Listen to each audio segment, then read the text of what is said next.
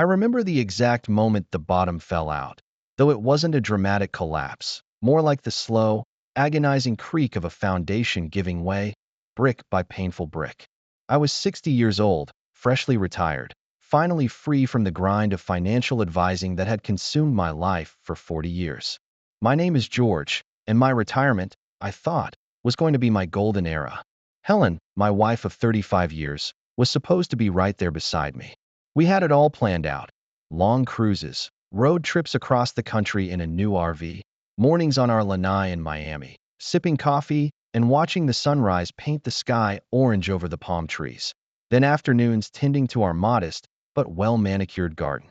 Every penny, every investment, every painstaking detail of our future had been meticulously laid out, built on a bedrock of trust and shared dreams.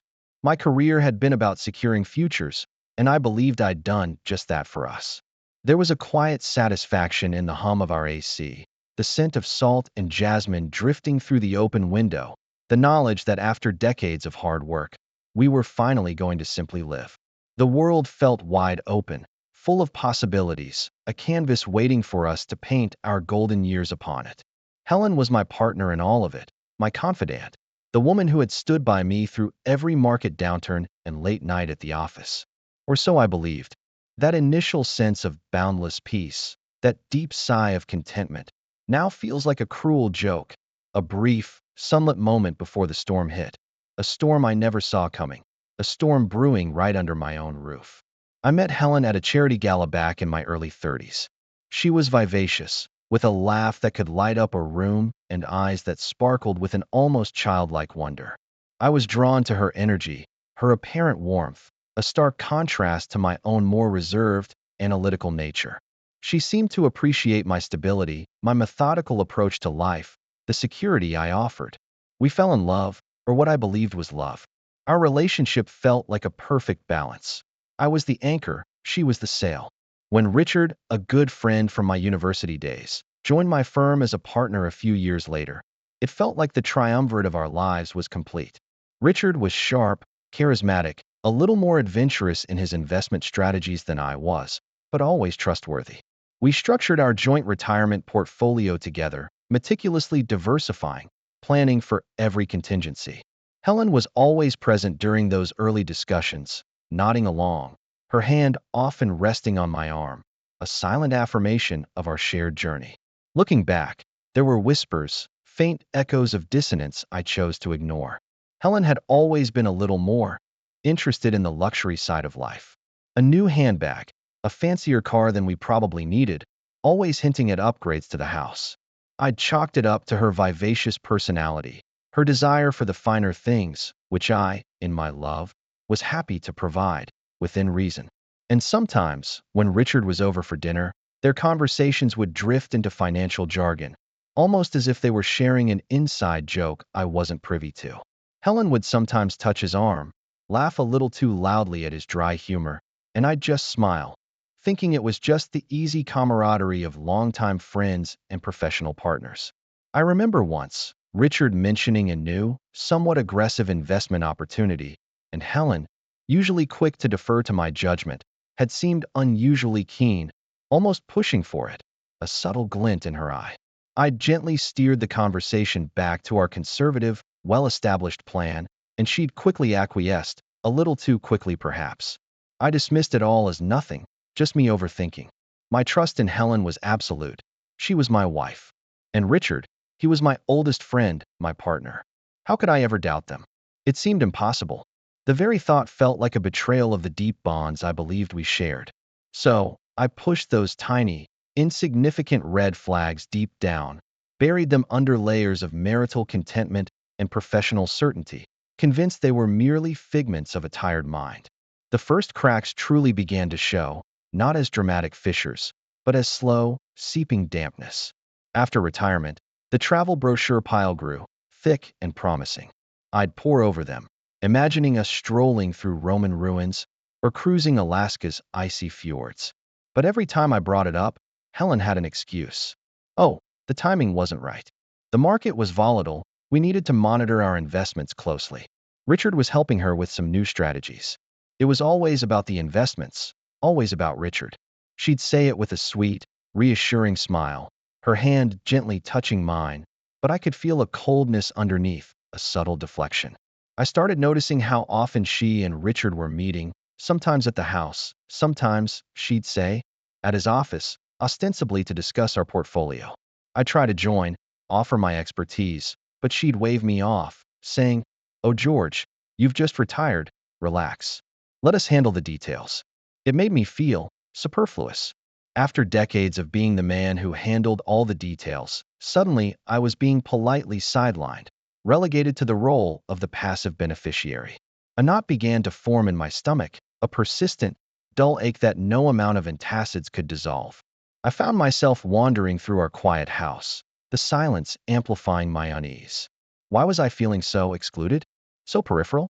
I'd catch them sometimes, in the study, hunched over papers, their voices low, almost conspiratorial. When I'd walk in, they'd straighten up quickly, Helen giving me that same reassuring smile, Richard offering a hearty, "Hey George, just wrapping up some numbers for you too." They'd always say it was for us too, but it felt increasingly like it was them too and me watching from the sidelines. My sleep grew restless. I'd lie awake, staring at the ceiling fan lazily circling above, the questions circling just as relentlessly in my mind. Was I being paranoid?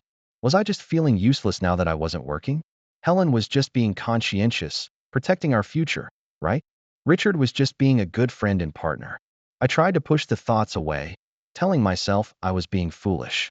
But the subtle shifts in Helen's demeanor, a certain evasiveness in her eyes when I pressed her about specifics, a slight tension in her jaw I hadn't noticed before, they chipped away at my peace. The taste of my morning coffee, once a simple pleasure, now often had a bitter aftertaste, as if foretelling something unpleasant. The vibrant Miami sun, once a source of joy, now felt harsh, illuminating shadows where I once saw only light. The breaking point, the moment the illusion shattered into a million irreparable pieces, wasn't a sudden explosion, but a cold, calculated discovery. It was a Tuesday afternoon. Helen had told me she was meeting Richard for an extended lunch to discuss some urgent reallocation strategies. She'd left in a hurry, a quick peck on my cheek, a forced smile. The house was quiet. Too quiet. That persistent knot in my stomach tightened into a vice. I found myself walking, almost automatically, into my old home office, the one I hadn't touched since retirement.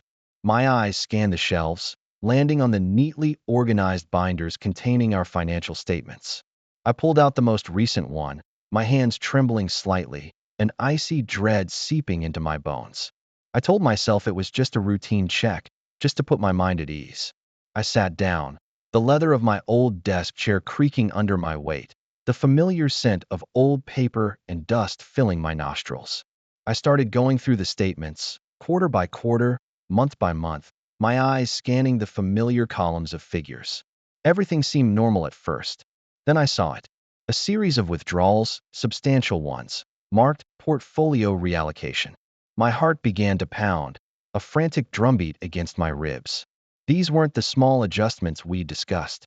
These were significant, chunk-sized amounts disappearing from our primary joint retirement accounts. I flipped further, my breath catching in my throat. And then, there it was, glaring up at me from a crisp new statement, printed on different letterhead. A completely separate investment fund.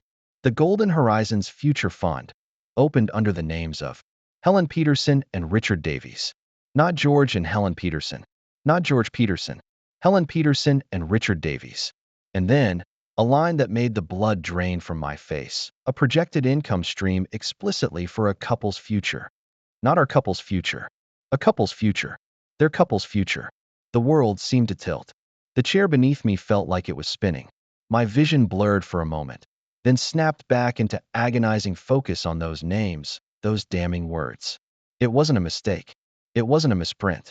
It was real. A substantial portion, nearly 2/3, of my painstakingly built personal retirement funds, our joint funds, had been rerouted, siphoned off, into an account specifically set up for them. The urgent reallocation strategies, they monitoring the market, the new strategies Richard was helping her with.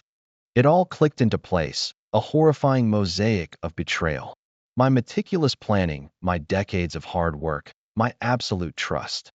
All of it had been systematically looted, not by strangers, but by the two people closest to me in the world. The room grew cold, even in the Miami heat. A metallic taste filled my mouth. It wasn't just the money. It was the years, the shared dreams, the entire foundation of my life that had been meticulously undermined, carved out from beneath me by the very hands I trusted. The realization hit me like a physical bee. Lo, Helen, my wife, and Richard, my friend, my partner, had not only stolen my future, they had tried to erase me from it entirely. The dinner felt like a scene from a macabre play, with me as the silent, knowing observer, and Helen and Richard blissfully unaware that their performance was about to be cut short. It was supposed to be a celebratory retirement dinner, a quiet evening at our favorite Italian restaurant, the one with the checkered tablecloths and the scent of garlic and basil always hanging in the air. Helen was radiant, wearing the sapphire earrings I'd bought her for our anniversary. Richard, impeccably dressed as always, was making jovial small talk about the success of my career. They were laughing, clinking wine glasses, their faces flushed with a mixture of good wine and, I now realized, a chilling sense of complicity. I sat across from them, my own face a carefully constructed mask of polite interest. My hands, hidden beneath the table, clutched a slim manila envelope, its contents a cold, hard summary of their deceit. My heart was pounding, but my mind was remarkably clear, almost serene. The moment had arrived. The waiter cleared our main courses, leaving only the half-empty wine bottles and the crumbs of bread. Helen was excitedly talking about a potential trip to the Caribbean. A cruise, she said, for the two of us, gesturing vaguely to me, but her eyes lingering on Richard for a fraction of a second too long. That was it. I took a deep breath, the smell of roasted garlic suddenly acrid in my nostrils. I pushed the envelope across the table. It slid smoothly over the linen, coming to rest directly between them. I thought we should go over a few things, I said, my voice surprisingly steady, almost conversational, though it felt like a stranger was speaking. Since we're talking about our future plans. They both looked at the envelope, then at me, their smiles faltering. Helen's hand instinctively went to her throat. Richard's brow furrowed, a flicker of apprehension in his eyes. "What's this, George?" Helen asked, her voice a little too light. "Just some recent portfolio statements," I replied, my gaze unwavering. "And a new account summary I found quite interesting." Richard reached for the envelope, pulled out the contents. His eyes, usually so confident, widened almost imperceptibly as he saw the letterhead, then scanned the numbers. Helen leaned in, her smile completely gone now, replaced by a growing horror. She saw it too. Their names, the fund, the couple's future line. The color drained from her face, leaving it pasty and drawn. "George, this is a misunderstanding," Richard stammered, his voice losing its usual smooth timbre. "We were just exploring options for better returns, a surprise for you, a way to maximize your assets before the official retirement party." Helen, recovering slightly, chimed in, her voice trembling. "Yes, George, we wanted to surprise you. A much bigger nest egg for us, darling. Richard was just helping me manage some of the more aggressive investments." She reached for my hand across the table, but I pulled it back. I looked at them both, my expression, I hoped, utterly devoid of emotion. "A surprise," I repeated slowly. "A surprise fund in your names, explicitly for your couple's future, with nearly two-thirds of my personal funds rerouted without my knowledge or consent." I laid out the printouts, one by one, methodically, like a prosecutor presenting evidence. The timeline of withdrawals, the creation date of the Golden Horizons Future Fund, the significant deposits, the projected income stream, all the evidence undeniable. "You didn't just steal my money," I said, my voice barely a whisper, but cutting through the suddenly silent restaurant like a surgeon's scalpel. "You stole my future. You stole my trust. You stole 35 years of my life." Helen burst into tears, loud, theatrical sobs that drew the attention of nearby diners. "George, please. It's not like that. You don't understand." Richard, meanwhile, had gone completely pale. He tried to speak again, but no words came, just a strangled gasp.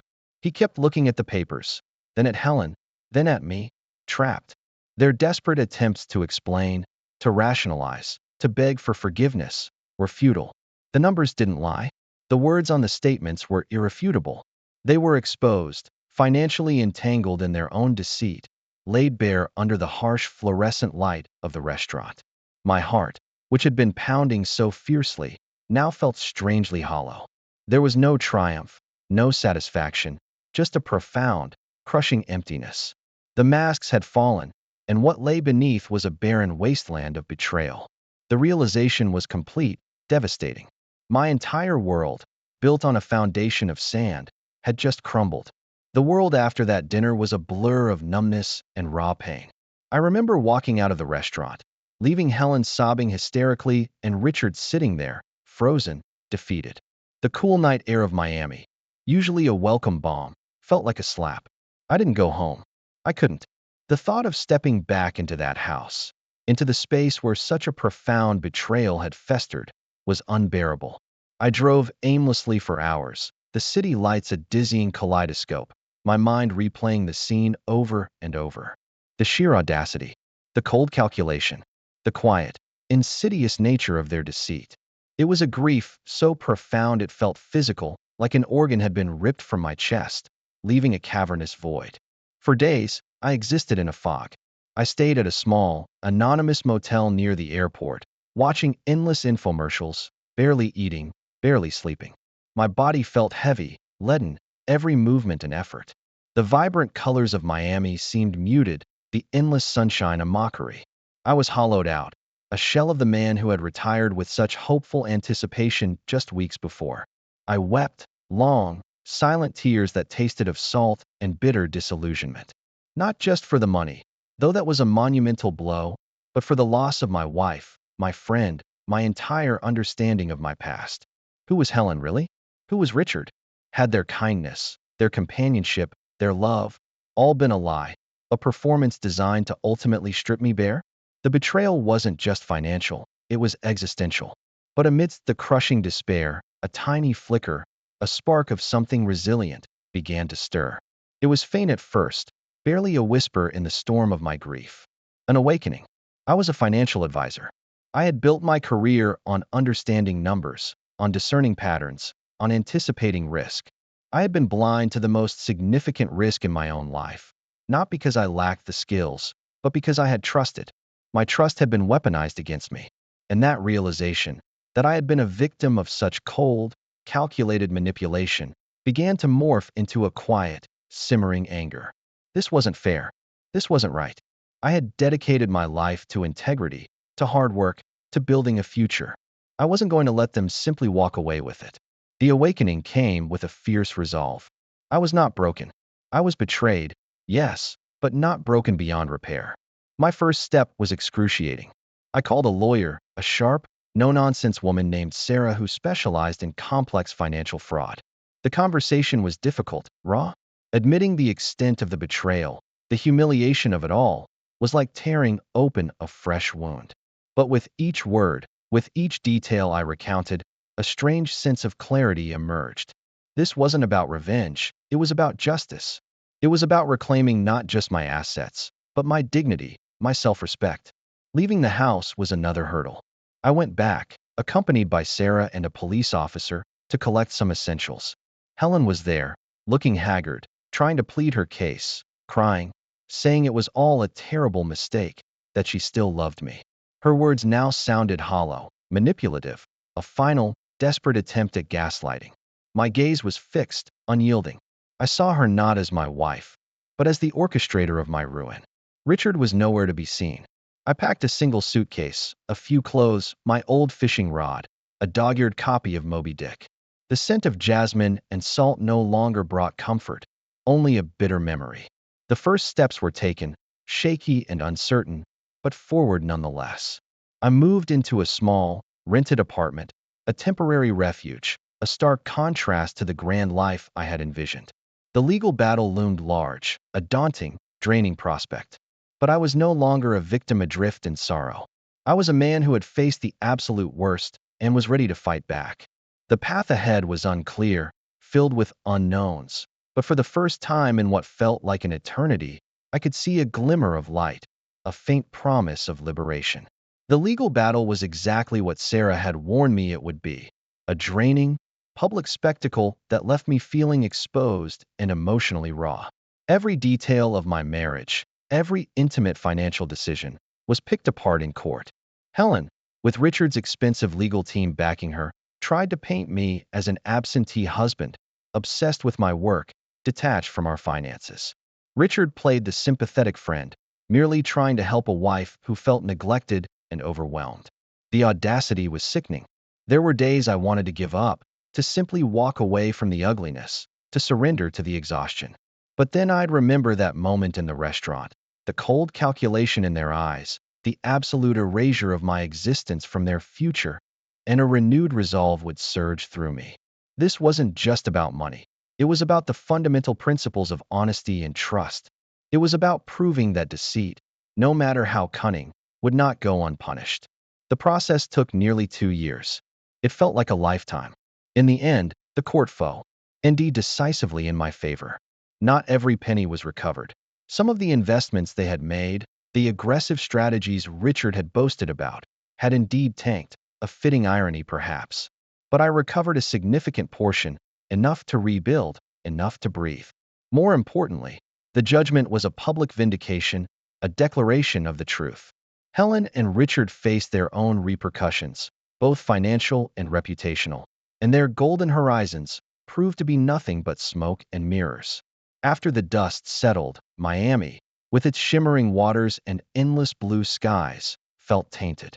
The ghost of what could have been, of what I thought I had, lingered in every familiar corner. I needed a clean slate. I sold the house, the memories too bitter to bear. I packed what little remained of my life that felt authentic, and I drove north, up the Florida coast, until I found a small, sleepy fishing town, far removed from the glitz and glamour of my former life. It was a place where time seemed to slow, where the rhythm of the tides dictated the day, not the frantic pace of the market.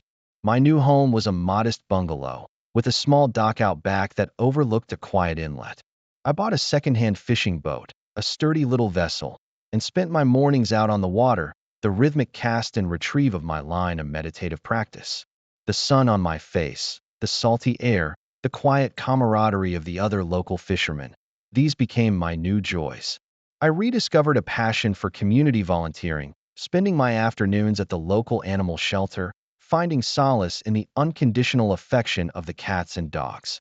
I learned to cook simple, nourishing meals, to appreciate the quiet solitude of an evening spent reading, to find contentment in the absence of expectation and the freedom from deceit. The healing was gradual, an ongoing process of rebuilding. There were still moments, especially in the quiet of the night, when the memories would creep in, sharp and painful. The feeling of being so utterly fooled, of having my love and trust so cruelly exploited, left scars that would likely never fully fade.